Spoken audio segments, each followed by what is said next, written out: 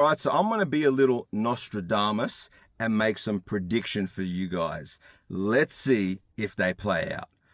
Prediction number one, state governments in South Australia and in other states are going to start focusing their attentions on local councils. They're going to start with conversations. They're going to start with little tit-for-tat disagreements like we're having here in SA. They're going to go to courts. They're going to cost us money. Right? When somebody sues the state government, apparently on behalf of the state representing us, trying to save the parklands and trees or whatever else, which I don't disagree with, it goes to court. The government must defend itself in federal court and spend our money in doing so. Right? So maybe ask us before you start those sort of court proceedings.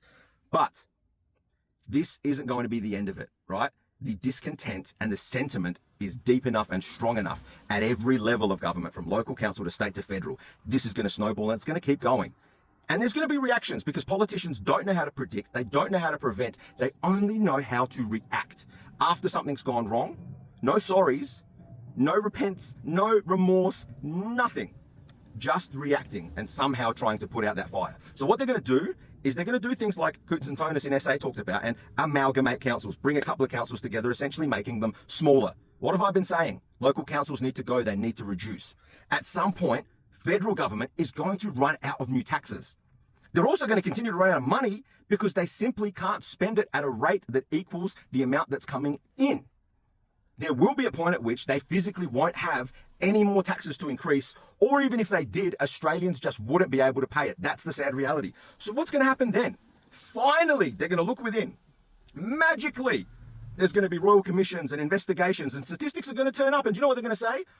Government departments are bloated. Oh my goodness. We had no idea there was this level of operational inefficiency. We had no idea there was this level of waste. We had no idea there was that level of corruption and money being thrown away and backdoor deal. We were just blind to it all. Forgive us. Well, they won't say forgive us. Sorry.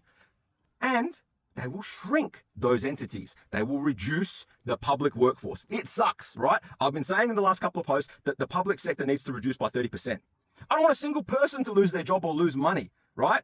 But the reality is, the only defense to that is government controlling its spending at every level. You cannot endlessly run on a deficit, paying more and more interest, taking more and more loans without coming up with the money from somewhere. So either, there's two options. We're already going crazy on immigration. You either double, triple, quadruple that again and let even more people in, which unfortunately will explode inflation even more. So hopefully they're smart enough to not do that. The alternative to it is look within. Reduce expenditure within. Will they do it? I don't think so. I don't think they're going to do it in time. But these are my predictions. That's what's going to happen.